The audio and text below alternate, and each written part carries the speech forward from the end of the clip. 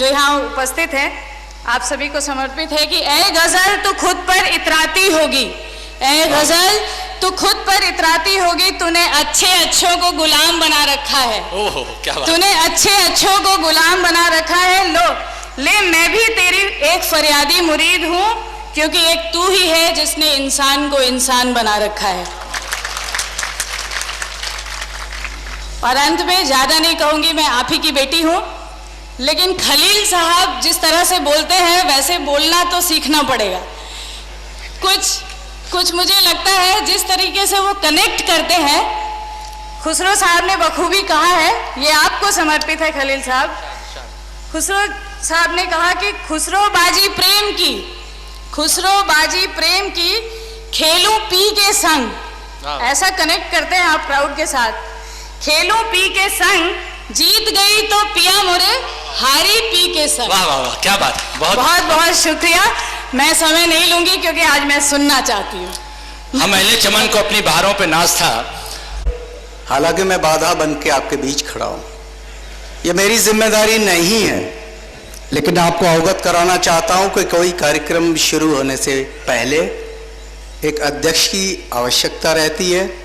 हमारे सारे साहित्यकार यहाँ मौजूद हैं और सोम दादा और बड़े भाई राहत साहब का तो इस धरती पर वो एहसान है कि पिछले बार मुझे खूब याद है कि ये लोग बिना पढ़े यहां से चले गए थे। अजान के बाद यहां मुशायरा पढ़ा नहीं जाता है। राहत भाई ने एक शेर पढ़ पाया था और वापस जाना पड़ा, और सोम दादा तो पढ़ ही नहीं पाए। आज फिर इनकी इतनी बड़ी कृपा है हम लोगों पर कि ये इसके बाद भी यहां तक आए। मैं आज की अध्यक्षता के लिए इन दो में से ही फिर से नाम तलाशूंगा, और इस जितने कविगण और शौरा हजरात हैं उनसे मेरा निवेदन है कि अब की बार इनके साथ कोई बाउंडेशन नहीं होगी। बिल्कुल। राहत भाई और सोम दादा जब इनका मन होगा तब इन्हें पढ़वाया जाएगा, लेकिन अध्यक्षता इन दो में से ही होगी। अब आप लोग समर्थन कीजिए, मैं इनमें से किसे अध्यक्ष चुनूं? राहत भाई ने पहले ही अपना किनारा कर लिया, कहा सोम दादा को आप जो है अध्यक्षता के लिए नाम प्रस्तावित करिए। मैं आज की सभा के और मेरे पास जो फहरिस्त है, कुछ मेरे, चूंकि इस मंच का सबसे छोटा हस्ताक्षर हूं, कुछ मुझसे विद्वता में बड़े हैं तो कुछ मुझसे आयु में। कुछ मंच पर उपस्थित है, मैं बारी बारी से नाम पढ़ता जाता हूं, आप समझते चलिए।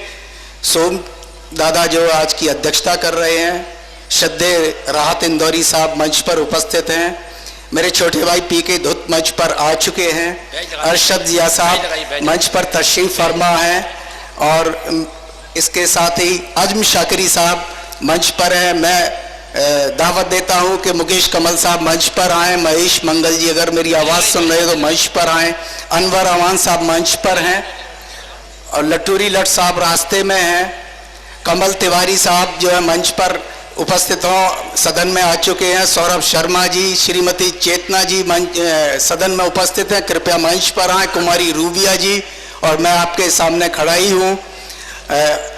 आतिल खान भाई आतिल, फजल रहमान अंजुम साहब, अतीक आफरीदी साहब हैं, और मलिक जादा जावेद साहब, ज़मीर गाजियाबादी साहब, अतीक तनहा साहब, फूलमिया अता साहब मेरी अगर आवाज़ सुन रहे तो बराए करम डाइस पर तशरीफ हों।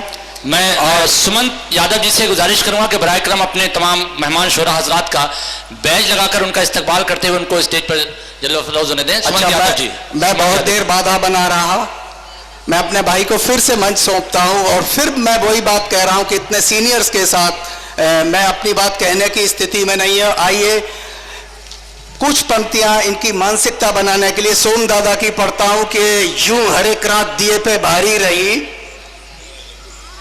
यूं हर एक रात दिए पे भारी रही, रोशनी के लिए जंग जारी रही, उनके परचम भले ही किलों पे रहे पर दिलों पे हुकूमत हमारी रही। और दूसरी जाने मेरे बड़े भाई राहत साहब मंच पर हैं, मैं फिर इन्हें राहत साहब की ओर से भी दावत देता हूं कि आज का संचालन करें। कहा कि सूख चुका हूं लेकिन मेरे साहिल पर पानी पीने रोज समंदर आता है और यारों के भी डंक बहुत जहरीले हैं, तो हमको भी सांपों का मंत्र आता है। आए मेरे भाई, अपने इस इल्म को संभालें। आज की निजामत आपके नाम और ये मंच कवि और शायरों के हवाले। मैं आपका छोटा भाई हूं, मैं अपना स्थान लेता हूं। रंग महफिल का गंगा जमनी मुशायरे का बाकायदा आगाज किया जाए। नमी दानम च मंजिल बूझ शब जाए के मनबूदम। अभी अभी नीना जी ने जो अमीर खुसरो की पंक्तियां पढ़ी थी, बहुत कम लोगों को वो पंक्तियां याद रहती हैं, और आपने पढ़कर वाकई इस माहौल को खुसरोमय कर दिया है। आइए उनका तालियों से शुक्रिया तो अदा कर दें। ये रस्म रह गई थी और ये रस्म नहीं, बहुत अहम जिम्मेदारी थी। आइए उनका शुक्रिया अदा करें। नमी दानम च मंजिल बूझ शब जाए के मनबूदम, बहरसू रक्स बिस्मिल बूझ शब जाए के मनबूदम। परी पैकर निगारे सर्व कद्दे लाला रुखसारे, सरापा आफत दिल बूझ शब जाए के मनबूदम। खुदा खुद मीर मजलिस बूध अंदर लामका खुसरो, मोहम्मद शम महफिल बूझ शब जाए के मनबूदम। बगैर किसी भूमिका के आइए सीधे माँ सरस्वती के दरबार में चलते हैं। वीणा वादनी हंस वाहिनी माँ सरस्वती को अपनी वंदना के जरिए आह्वान करते हैं। और ये माना जाता है, ये मान्यता है हमारे देश में कि माँ सरस्वती का अगर सच्चे मन से हृदय से आह्वान करते हैं तो हर महफिल में, हर प्रांगण में पधारती हैं। आइए माँ सरस्वती का आह्वान करने के लिए सबसे पहले बहुत ही अदब के साथ गुजारिश करता हूँ, चेतना शर्मा जी हमारे दरमियान मौजूद हों। और माँ सरस्वती की वंदना की बात हो तो भला ये कैसे हो सकता है कि उनसे गुजारिश ना की जाए। बहुत अदब के साथ उनसे गुजारिश करते हैं कि सरस्वती वंदना पेश करें। प्रणाम करती हूँ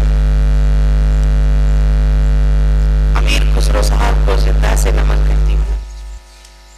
मंच पर उपस्थित अपने कवि एवं शायर एवं कवित्री बहन को नमन करती हूँ और आप सभी चित परिचित श्रोताओं को भी प्रणाम करते हुए जैसा मुझे आदेश दिया है माँ वीणा पाणी की वंदना का, मैं बिना किसी भूमिका के माँ के चरणों में अपने कुछ शब्द सुमन अर्पित करती हूँ और आपसे ये अपेक्षा करती हूँ कि माँ की वंदना में आप भी सम्मिलित होकर अपनी उपस्थिति दर्ज कराएं। सुनिएगा।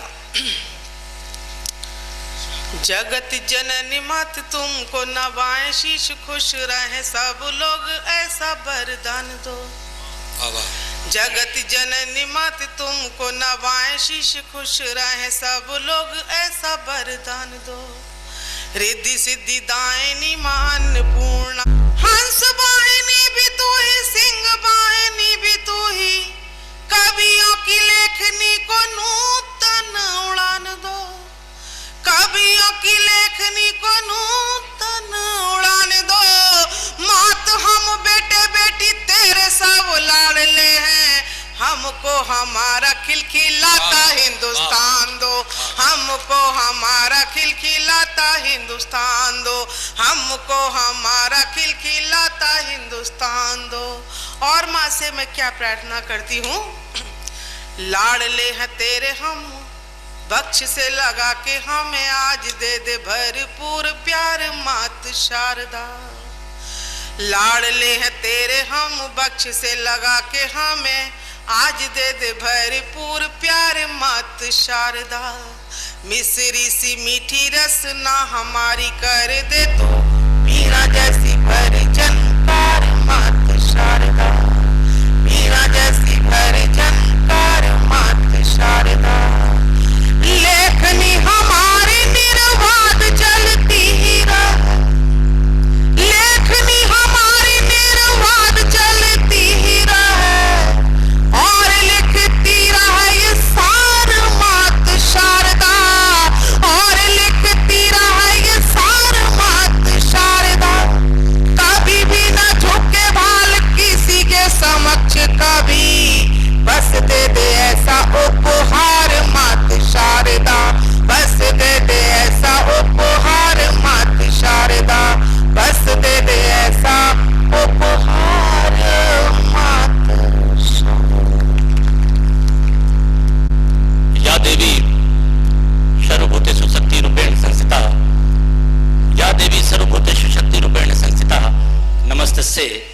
नमस्तस्से नमस्तस्से नमो नमः। जो देवी हम सब में शक्ति रूप में स्थित है, उसे नमस्कार, उसे नमस्कार, उसे बार बार नमस्कार। आइए वो पैगंबर इस्लाम जिसे रहमतुल्लिल आलमीन बनाकर भेजा गया, सिर्फ मुसलमानों के लिए नहीं बल्कि पूरे आलम के लिए जो रहमत बनकर आया हो, आइए नाते पाक का हदिया नजराना पेश करने के लिए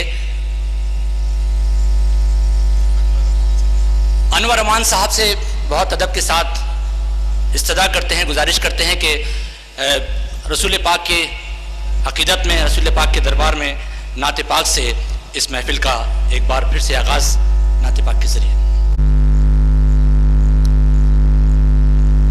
अस्सलाम वालेकुम। नाते पाक का मतलब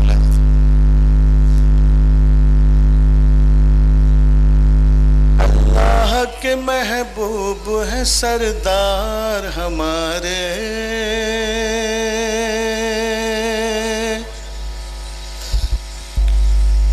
अल्लाह के महबूब है सरदार हमारे, सरदार हमारे, सरदार हमारे।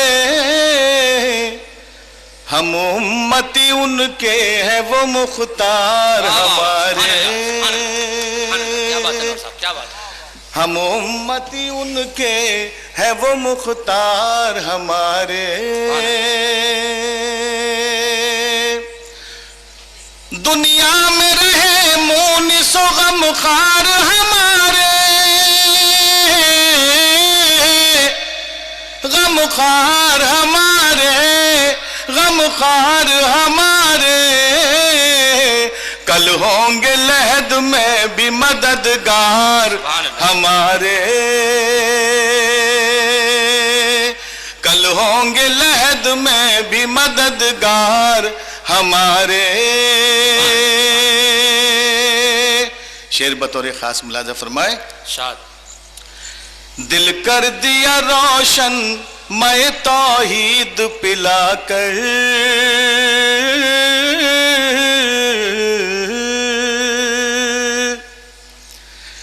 दिल कर दिया रोशन मैं तौहीद पिलाकर, तौहीद पिलाकर, तौहीद पिलाकर। जहनों को किया अपने बेदार हमारे, जहनों को किया अपने बेदार हमारे।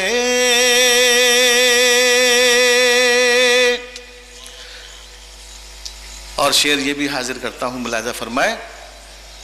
अल्लाह अहद आप है महमूद मोहम्मद,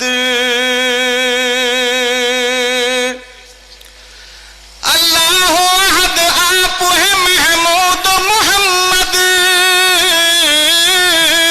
महमूद मोहम्मद, महमूद मोहम्मद। कुरान की तफसीर है सरकार हमारे, कुरान की तफसीर है सरकार हमारे। और हाजिर करता हूं आखिरी शेर नाते पाक का, मुलाजा फरमाए। हम क्यों हैं मोहम्मद के वफादार इसी पर, हम क्यों हैं मोहम्मद के वफादार इसी पर, वफादार इसी पर। लोगों ने मका कर दिए मिसमार हमारे, लोगों ने मका कर दिए मिसमार हमारे। माँ बाप बहन भाई न काम आएंगे अनवर, माँ बाप बहन भाई न काम आएंगे अनवर, न काम आएंगे अनवर, न काम आएंगे अनवर। देख देखेगा खुदा हश्र में किरदार हमारे।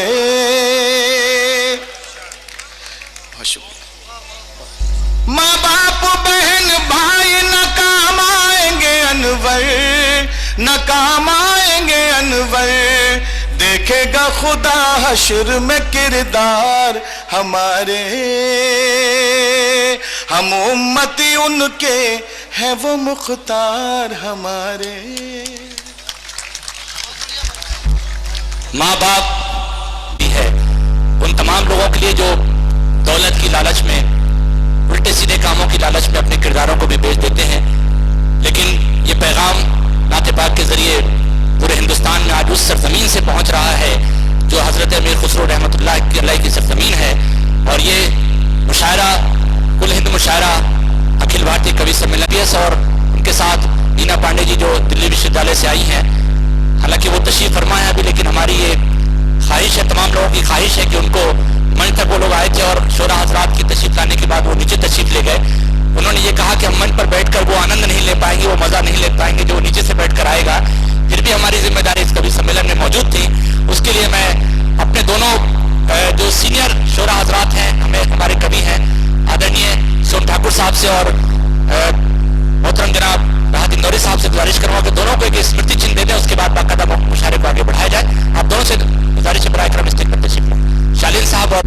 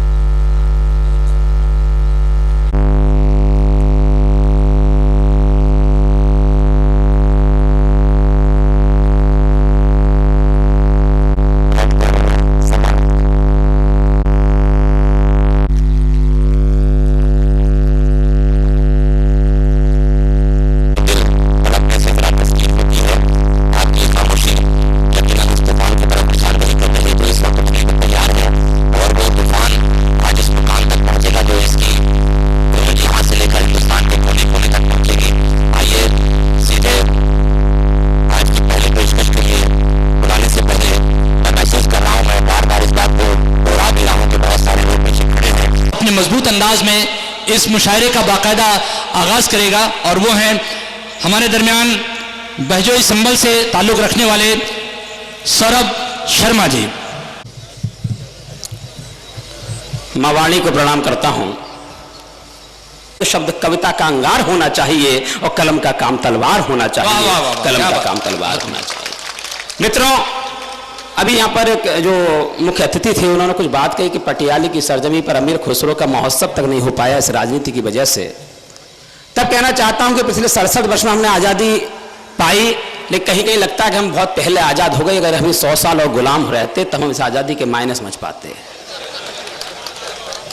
तब कहना चाहता हूं कि राजनीति के गलियारे में कैसी आपाधापी है। सफेद पोश के घर आंगन की रखेल बनी अब खाकी है। ये पंक्तियां तब लिखी थी जब यूपी के अंदर भैंसें चोरी हो गई थी और दूसरे मिल गई थी। मैं कहना चाहता हूं कि सरकार सफाई में मस्त, पुलिस भैंसों को ढूंढने में व्यस्त। सरकार सफाई में मस्त, पुलिस भैंसों को ढूंढने में व्यस्त। जनता त्रस्त, मजदूर पस्त और खजाने के चक्कर में खोदते अवशेष बारे बा उत्तर प्रदेश। ये हमारे उत्तर प्रदेश की स्थिति। तब कहता हूं कि राजनीति के गलियारे में कैसी आपाधापी है। सफेद पोश के घर आंगन की रखेल बनी अब खाकी है। अपराधों को संरक्षण है, छोटी मछली का भक्षण है। अर्थवाद का युग आया है, संबंधों में आरक्षण है और धर्म पंथ में बटा देश है। सत्ता की मजबूरी है, तब कहना पड़ता है मुझको आजादी अभी अधूरी है। तब कहना पड़ता है मुझको आजादी। इसका भाई को बंद कर दो यार। तब कहना पड़ता है मुझको आजादी अभी अधूरी। अस्पताल का शिलान्यास है, कफन को तकती पड़ी लाश है। अस्पताल का शिलान्यास है, कफन को तकती पड़ी लाश है। नेताजी के भाषण में भी समाजवाद का ही प्रयास है। कलुआ की बेटी रोती है, कलुआ की बेटी रोती है, कुटिया में भूखी सोती है। महुआ भी कर्जदार है, बेटा बड़ा बेरोजगार है और नेताजी आंख में शर्म का पानी लाना बहुत जरूरी है। तब कहना पड़ता है मुझको आजादी अभी अधूरी है। तब कहना पड़ता है मुझको। और एक बंद मंच के नाम कहना चाहता हूं कि कविता मौन है राजनीति को जो संबल प्रदान करे। कविता मौन है राजनीति को जो संबल प्रदान करे। मत चूके चौहान घोष हो, जन जन का कल्याण करे। भूषण के विषवाण नहीं है, दिनकर की हुंकार नहीं है, हल्दी घाटी का समर शेष है, झांसी की तलवार नहीं है, और नीर भरी दुख की बदली है, चादर कबीर की कोरी है। तब कहना पड़ता है मुझको आजादी अभी अधूरी है, तब कहना पड़ता है मुझको। और अंतिम बंद कहना चाहता हूं कि जब कोई देश हमारी सीमा के 14 किलोमीटर तक घुस आए और हम उस पर अहमदाबाद में बैठकर हाथ मिलाएं, तब कहना पड़ता है कि गांधी के सपनों का भारत रो पाया ना हंस पाया। गांधी के सपनों का भारत रो पाया ना हंस पाया। आस्तीन के सांप पले हैं जिनसे केवल विष पाया। आधा अधूरा राष्ट्रगान है, गूंगा बहरा संविधान है, और पंचशील तो कायरता है, संग्राम ही समाधान है। पंचशील तो कायरता है, संग्राम ही समाधान है, और आर्यवर्त के मानचित्र का होना पूर्ण जरूरी है। तब कहना पड़ता है मुझको आजादी अभी अधूरी है, तब कहना पड़ता है मुझको। मित्रों, आज अमीर खुसरो साहब की पुण्यतिथि है, तो एक बात और याद दिलाना चाहता हूं। आज कायदे आजम शहीद भगत सिंह की भी जन्म तिथि भी है, तब कुछ छंद निवेदित करना चाहता हूं। शहीद भगत सिंह, जिनके लिए हमने जनता ने, इस देश की जनता ने शहीद कहा, लेकिन अफसोस की बात, इस देश की संसद, इस देश की राजनीति उनके लिए शहीद का खिताब नहीं दे पाई। उनके लिए आतंकवादी घोषित किया गया। पिछले दिनों एनसीईआरटी की बुक में उनके लिए कहा गया कि भगत सिंह एक आतंकवादी थे, उग्रवादी थे। इसके खिलाफ रिट दायर हुई। आदरणीय आईपीएस लोग भी यहां पर मौजूद हैं, उनको पता होगा। फिर सुप्रीम कोर्ट में हलफनामा दायर हुआ। भारत के तथाकथित बहुत बड़े वकील ने उस हलफनामे में कहा कि अगर आजादी की बात, स्वाधीनता की बात अगर हाथ में बंदूक लेकर की जाती है तो ऐसा व्यक्ति आतंकवादी कहलाएगा। तब मैं सोचता हूं अगर भगत सिंह की आत्मा इस आजाद भारत में कहीं विचरित करती होगी तो उसके मन में क्या विचार आते होंगे कि ऐसे लोगों के लिए हमने आजादी दिलाई जो लोग हमें आज आतंकवादी कहते हैं। तब पढ़ना चाहता हूं उस आत्मा की आवाज कि गर हैं आतंकी हम तो ये बतलाओ मित्र, स्वाधीनता के वो कहार कौन कौन थे। गर हैं आतंकी हम तो ये बतलाओ मित्र, स्वाधीनता के वो कहार कौन कौन थे। और आजाद गुरु इस्मिल अशफा के सुखदेव, जतिन सुभाष और जाने कौन कौन थे। और स्वयं हित साधने को दाव पे लगाया देश, बंटवारे वाले वो मक्कार कौन कौन थे। और भारती का भाल छत विछत हुआ है आज, पूछता हूँ देश के गद्दार कौन कौन थे। पूछता हूँ देश के गद्दार कौन कौन थे। पूछता हूँ देश के गद्दार कौन कौन थे। और पत्थर मील का बनेंगे कुर्बानियां, ये दास्ता की बेड़ियों को तोड़ते चले गए। और दास्ता की पीर कम हो सके जो भारती की, कुछ आंसुओं को हम पहुंचते चले गए। कुछ आंसुओं को हम पहुंचते चले गए। और जननी से जन्मभूमि होती है सदा महान, राष्ट्रहित ममता को तोलते चले गए। लक्ष्य बस एक ही था देश में हो इंकलाब, इंकलाब जिंदाबाद बोलते चले गए। इंकलाब जिंदाबाद बोलते चले गए। इंकलाब जिंदाबाद बोलते चले गए। लेकिन इस देश की राजनीति ने क्या दिया कि फिरंगियों की गोलियों के सामने अड़ाए वक्ष, किंतु देशभक्ति का हिसाब नहीं दे सके। किंतु देशभक्ति का हिसाब नहीं दे सके। और फांसी वाले फंदों को चूम के लगाया गले, तुम मेरे विन को जवाब नहीं दे सके। तुम मेरे विन को जवाब नहीं दे सके। और एक ही कचोटन बस दिल को कचोटती है, उग्रवाद वाला ये है दाग नहीं धो सके। और भगत की आत्मा ये पूछती है बार बार, हमको शहीद का खिताब नहीं दे सके। हमको शहीद का खिताब नहीं दे सके। हमको शहीद का खिताब नहीं दे सके। और हमने आरोप लगाया, आतंकवादी होने का हमने आरोप लगाया। तब कहता हूं ये क्रांतिकारियों पे प्रश्न चिन्ह यूं लगाए गए, वीर रक्तधार की रवानी जाग जाएगी। तात्या टोपे मंगल पांडे लक्ष्मीबाई पैदा होंगे, फिर से गदर की कहानी जाग जाएगी। फिर से गदर की कहानी जाग जाएगी। और बसंती चोला यदि बदनाम किया गया, लाल वालो पाल की कहानी जाग जाएगी। नरमुंड माल तो सजेगी फिर पापियों से, वीर शिवा वाली वो भवानी जाग जाएगी। वीर शिवा वाली वो भवानी जाग जाएगी। वीर शिवा वाली वो भवानी जाग जाएगी। लेकिन ऐसा हुआ क्यों? ऐसी स्थितियां क्यों हुई?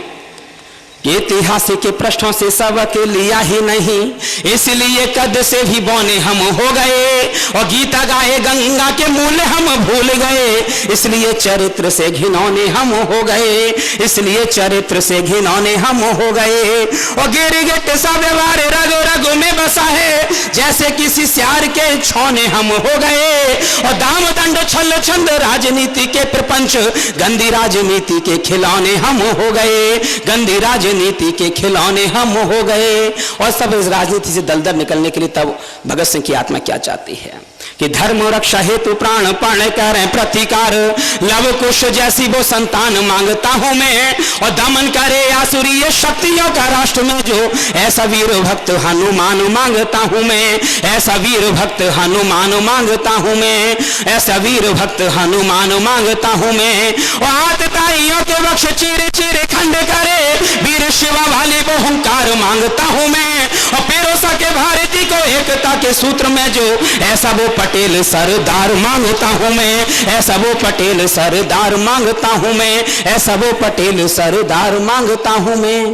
लेकिन देश को सरदार पटेल तो मिला, लेकिन स्थितियां वहीं की वहीं हैं। आज भी पिंक रेवोल्यूशन के नाम पर पूरे देश में अवैध कटान हो रहा है, पूरे देश में गंगा प्रदूषित है। वो कहते हैं कि 3-4 महीने का वक्त मिला है, अभी आगे आगे देखने दो महोदय, अच्छे काम तो एक दिन में हो जाया करते हैं। तब एक बात कहना चाहता हूं इस मंच के माध्यम से कि सिंह वाली भाषा बस सिंह को ही शोभती है, गीदड़ों की करनी को मन से विसारिए, गीदड़ों की करनी को मन से विसारिए, और बढ़ती जा रही है पीर मन हो गया धीर, मुंबई की पीड़ा को मोदी जी उबारिए, मुंबई की पीड़ा को मोदी जी उबारिए। और मैं अमेरिका की बहुत सारी नीतियों का विरोधी रहा, लेकिन एक नीति बहुत अच्छी लगती है कि मुंबई की पीड़ा को मोदी जी उबारिए, और 7 समंदर पार ला दे नदियां मार, अमेरिकी सुरक्षा नीति को भी तो निहारिए, और 56 इंच वाला सीना जनता ये ताकती है, दाऊद भी तो पाक में है जाके उसे मारिए, दाऊद भी तो पाक में है जाके उसे मारिए, दाऊद भी तो पाक में है जाके उसे मारिए। लेकिन राजनीति से कुछ भी कहो उसके कान पर जू नहीं रहेंगे, चूंकि हमारा अपना मंच है। आइए हिंदू मुस्लिम एकता के हवाले से एक रचना और देकर अपना स्थान ग्रहण करता हूं। काकोरी कांड में सर्वविदित है कि 4 लोगों को फांसी हुई, उसके 2 मुख्य किरदार हुआ करते थे, पंडित राम प्रसाद बिस्मिल और अशफाक उल्ला खां। अशफाक उल्ला खां के बड़े भाई पंडित राम प्रसाद बिस्मिल के बहुत अच्छे दोस्त थे। लखनऊ की प्रसिद्ध ऐसी जेल में दोनों के दोनों बंद, दूसरे दिन के लिए अलग अलग जेलों में ट्रांसफर होना जहां फांसी की जानी है। शाम को दोनों मिलते हैं और अशफाक उल्ला खां की आंखों में आंसू आ जाते हैं। ये कविता यहां से प्रारंभ होती है। अशफाक उल्ला खां और पंडित राम प्रसाद बिस्मिल दोनों बड़े भाई और छोटे भाई। अशफाक उल्ला खां आए, दोनों गले मिले और अशफाक उल्ला खां की आंखों में आंसू आए। तब बिस्मिल का प्रश्न कि आंसू कैसे आए बोलो अशफाक तुम्हारी आंखों में, आंसू कैसे आए बोलो अशफाक तुम्हारी आंखों में, क्या डर मौत से लगता है दम घुटता है सांसों में। आंसू कैसे आए बोलो अशफाक तुम्हारी आंखों में, क्या डर मौत से लगता है दम घुटता है सांसों में, या कोई प्रेसी ढूंढ ली है जिसका विरह स्वीकार नहीं, या सपनों से प्रेम हुआ जिनका कोई आधार नहीं। अशफाक उठकर बोला क्यों व्यर्थ की बातें करता है, तूने ये कैसे सोच लिया अशफाक मौत से डरता है, और मौत सामने होगी तो काल क्रम शर्माएगा, फांसी का फंदा प्रेसी की बरमाला बन जाएगा, फांसी का फंदा प्रेसी की बरमाला। सपनों की बातें करते हो, सपनों की बातें करते हो तो सपना तो ये जन जन का है, आजाद वतन हो ये भारत सपना ये जनमनगन का है। लेकिन आंसू आए क्यों बिस्मिल तुम्हें बताता हूं, पीड़ा हृदय कचोट रही राज तुम्हें बताता हूं। फरमान हुआ है फांसी का सार्थक स्वप्न न कर पाए, ये मलाल साथ ही जाएगा आजाद वतन न कर पाए। फरमान हुआ है फांसी का। और आप भी तालियां अगली पंक्तियों पर चाहता हूं। रात इंदौरी साहब मंच पर तशरीफ फरमा है। ये हिंदू मुस्लिम एकता का मंच है। मैं बार बार कहता हूं कि बंदे मातरम मत कहो पर मां का तो सम्मान करो, और डायन कभी ना मां होती है मत उसका अपमान करो। बंदे मातरम मत कहो पर मां का तो सम्मान करो, डायन कभी ना मां होती है मत उसका अपमान करो। और इस मंच से वीर अब्दुल हमीद को प्रणाम करता हूं कि गाजीपुर के एक बेटे ने राष्ट्र धर्म का मान रखा, और धर्म सियासत सब नीचे थे ऊपर हिंदुस्तान रखा, धर्म सियासत सब नीचे थे। तब अशफाक उल्ला खां को प्रणाम करता हूं, कहता हूं कि फरमान हुआ है, फरमान हुआ है फांसी का सार्थक स्वप्न न कर पाए, ये मलाल साथ ही जाएगा आजाद वतन न कर पाए। आजाद वतन को करने को एक जन्म ना काफी है, लगता है भारत माँ ने मुझसे की ये बेइंसाफी है, लगता है भारत माँ ने मुझसे की ये बेइंसाफी है, और तू सेवा का अवसर पाएगा, मनोरथ पूर्ण तेरा होगा। मैं जन्मजात हूं मुसलमान, ना पुनर्जन्म मेरा होगा। मैं जन्मजात हूं मुसलमान, ना पुनर्जन्म। इसलिए अश्रों की गंगा नैनों से प्रवाहित है, इसलिए अश्रों की गंगा नैनों से प्रवाहित है। मेरी वाणी का एक एक अक्षर हृदय से उच्चारित है। मन तो मेरा भी करता है त्रिसूत्र को धारू में, माता पिता गुरु का तीनों का कर्ज उतारू में। तब पर बोलो बिस्मिल मैंने कब धर्म का बंधन तोड़ा है, पर पुनर्जन्म की अभिलाषा ने हृदय को झकझोरा है। पर बोलो बिस्मिल मैंने कब, पर बोलो बिस्मिल मैंने कब धर्म का बंधन तोड़ा है, पर पुनर्जन्म की अभिलाषा ने हृदय को झकझोरा है। एक जन्म और मिल जाता तो माँ का कर्ज उतर जाता। इतिहास के स्वर्णिम पृष्ठों पर अशफाक नाम नजर आता, इतिहास के स्वर्णिम पृष्ठों पर अशफाक नाम। तब बिस्मिल हंसकर बोला, तब बिस्मिल हंसकर बोला, क्यों दिल को छोटा करता है, मरता है केवल मृत मनुष्य मसरत वह। तब बिस्मिल हंसकर बोला, तब बिस्मिल हंसकर बोला, क्यों दिल को छोटा करता है, मरता है केवल मृत मनुष्य, अमृत तो भला कम मरता है। राष्ट्र रक्षा से बढ़कर धर्म नहीं हो सकता है, और मां की ममता से बढ़कर मर्म नहीं हो सकता है। राष्ट्र रक्षा से बढ़कर धर्म नहीं हो सकता है, मां की ममता से बढ़कर मर्म नहीं हो सकता है। और राष्ट्र हित बलिदान हुए तो मृत्यु का नहीं वर्ण होगा, अमर शहीद कहलाएगा तेरा ना कभी मरण होगा, अमर शहीद कहलाएगा तेरा ना कभी मरण। बहुत खूब, बहुत खूब। ये थे तालियां अपनी जगह हैं, लेकिन मुशायरा कवि सम्मेलन की एक परंपरा, एक रवायत हुआ करती है कि जब दिल तक वही बात पहुंचती है, दिल तक असर करती है, तो दिल से अगर बाहर निकलती है तो आपकी जबान पे भी वो महसूस होना चाहिए। शेर सुने तो आपको लगे कि आपके दिलों तक दस्तक पहुंच रही है, तो आप अपनी वाह वाह जरूर दीजिएगा। तैयार हैं इसके लिए? कैसे जरा एक बार बता तो दें। ये हुई बात। और इस वाह वाह में शामिल करिए उस मोहब्बत को, शामिल करिए उस प्रेम को, जिस प्रेम की तरफ आपने इशारा किया है सौरभ शर्मा जी ने। कहते हैं कि किसी भी जमाने में मुशायरों की, कवि सम्मेलनों की, शायरों की हालत को देखकर उस जमाने का अंदाजा लगाया जा सकता है। आज से 800 साल पहले, 700 साल पहले अमीर खुसरो जो पैगाम दिया करते थे, उससे अंदाजा होता है कि ये मुल्क सिर्फ सोने की चिड़िया नहीं था, बल्कि अमन व अमान का, भाईचारे का, मोहब्बत का पैगाम यहाँ से पूरी दुनिया में जाता था।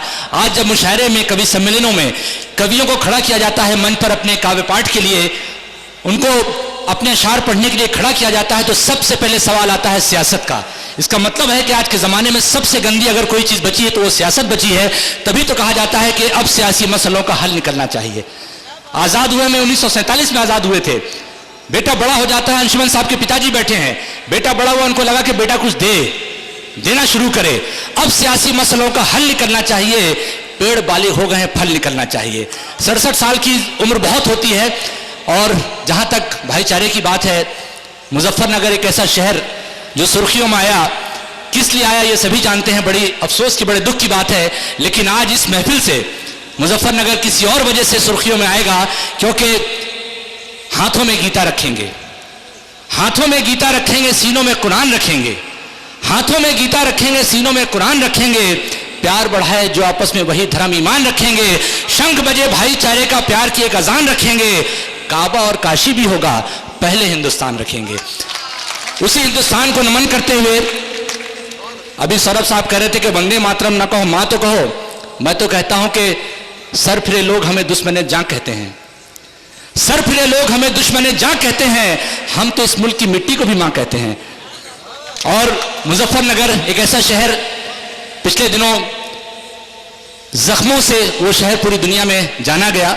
उसी शहर के उस नौजवान शायर को आवाज दे रहा हूं, इस शेर के साथ के जख्म की धमकियां ना दो हमको। अरशद जिया साहब यहां मौजूद हैं। जख्म की धमकियां ना दो हमको, मौत की बस्तियों में रहता हूं। मुजफ्फरनगर से तशरीफ ला रहे हैं, आपकी तालियां बजनी चाहिए, तालियों से इस्तकबाल करिए अरशद जिया साहब।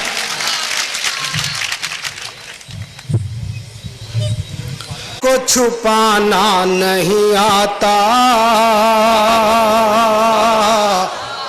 छुपाना नहीं आता।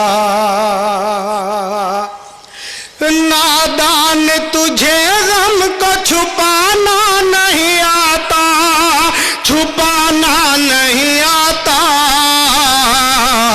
होठों पे तबस्सुम भी सजाना नहीं आता, सजाना नहीं आता। हो होठों पे तबस्सुम भी सजाना नहीं आता, सजाना नहीं आता। शेर हाजिर करता हूं, मेरा शहर मुजफ्फरनगर। उस शख्स पे ही कत्ल का इल्जाम लगा है, इल्जाम लगा है। उस शख्स पे ही कत्ल का इल्जाम लगा है, इल्जाम लगा है। जिस शख्स को खंजर भी उठाना नहीं आता, उठाना नहीं आता। जिस शख्स को खंजर भी उठाना नहीं आता, उठाना नहीं आता। मेरे बच्चे, मेरे भाई, मेरे छोटे बड़े तशरीफ फरमा है। इस शेर जिंदगी में किसी मोड़ पर काम आए तो इस छोटे भाई को दुआ मैं हाजिर करता हूँ। जिस शख्स को खंजर भी उठाना नहीं आता, उठाना नहीं आता। करनी है तुम्हें खुद ही उभरने की सबीलें, उभरने की सबीलें। करनी है तुम्हें खुद ही उभरने की सबीलें, उभरने की सबीलें। मुश्किल में कभी काम जमाना नहीं आता, जमाना नहीं आता। मुश्किल में कभी जमाना नहीं आता, जमाना नहीं आता। बरसों से मुक़य्यद हो अंधेरों के कफस में, अंधेरों के कफस में।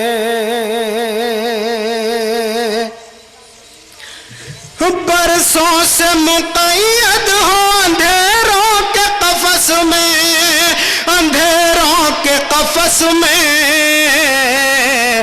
क्या तुमसे चिरागों को जलाना नहीं आता, जलाना नहीं आता। क्या तुमसे चिरागों को जलाना नहीं आता, जलाना नहीं आता। इस दर्जा निगाहों में हवादिस के है मंजर, हवादिस के है मंजर।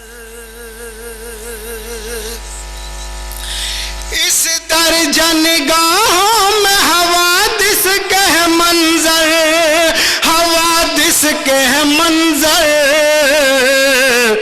अब मुझको कोई ख्वाब सुहाना नहीं आता, सुहाना नहीं आता। क्या तुमसे चिरागों को जलाना नहीं आता, जलाना नहीं आता। एक मतलब दो तीन शेर और हाजिर करता हूं, आपकी इजाजत। मतलब पढ़ता हूं। हाकिमे वक्त जरा पूछ तू सालारों से,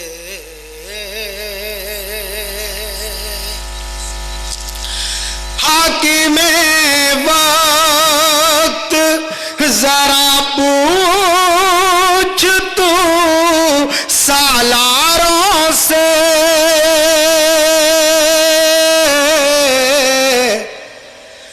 अमन हो जाएगा क्या मुल्क में तलवारों से, अमन हो जाएगा क्या मुल्क में तलवारों से। मैंने भी चेहरा बदलने का हुनर सीख लिया।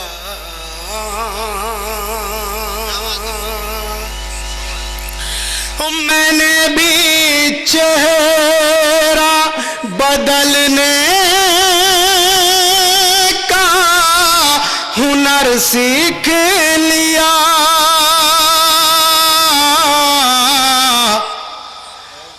वास्ता पड़ता है हर रोज अदाकारों से, वास्ता पड़ता है हर रोज अदाकारों से। शहर दर शहर भटकता हूँ मैं रोटी के लिए।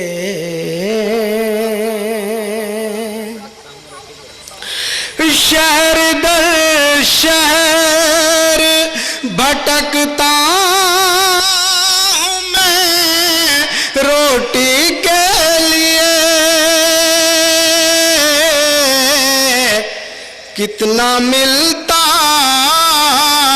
है मुकद्दर मेरा बंजारों से, कितना मिलता है मुकद्दर मेरा बंजारों से। इस गजल का आखिरी शेर हाजिर करता हूं।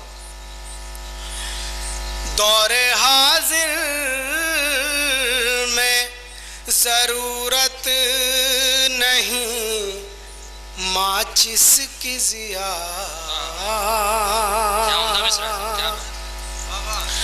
दौरे हाजिर में जरूरत नहीं माचिस की जिया।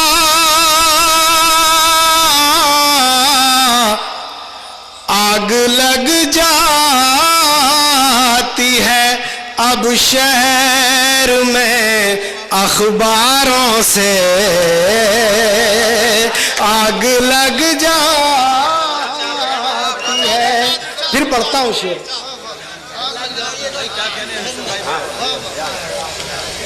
बहुत मेहनत के साथ पढ़ रहा हूँ, बहुत बहुत शुक्रिया आपकी बेदारी का। फिर पढ़ता हूँ शेर। दौरे हाजिर में जरूरत नहीं माचिस की जिया। दौरे हाजिर में जरूरत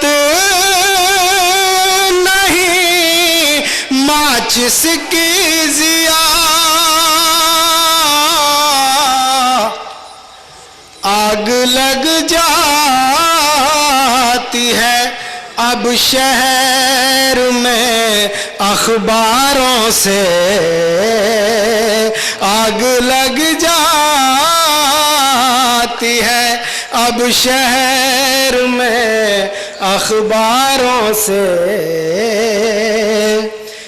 एक मतलब 2-3 शेर के लिए हुक्म हुआ है, पढ़ता हूं बच्चों के लिए। 2.5 से माजरत तलब मैं पढ़ता हूं। एक मतलब 2-3 शेर पढ़ता हूं। जब से उसने छत पर आना छोड़ दिया, जो अब तक शरीक ना हुए वो बच्चे शरीक